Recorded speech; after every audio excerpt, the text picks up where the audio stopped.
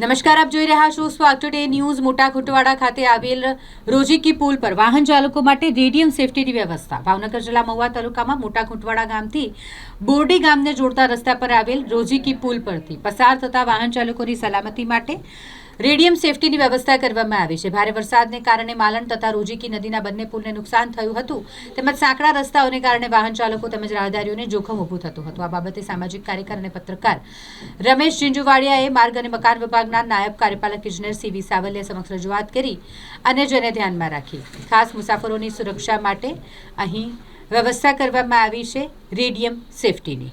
નમસ્કાર, મારું નામ છે રમેશ ઝીંઝુવાડિયા, ગામ મોટા ખુટવાડા, તાલુકો મહુવા, જિલ્લો ભાવનગર।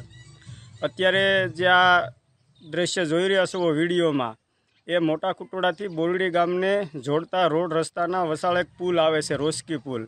એ પુલની અંદર ભારે વરસાદના કારણે પુલ ધોવાઈ ગયેલો હતો, ભારે પાણી હોવાના કારણે, જેને લઈને સુધીરભાઈ વાઘાણીને અમે રજૂઆત કરી, અમારા ધારાસભ્યને। તો તાત્કાલિક ધોરણે જે તે સંબંધી વિભાગને રજૂઆત કરી માટી પુરાણ કરી પુલ હારો કરી દેવામાં આવ્યો હતો।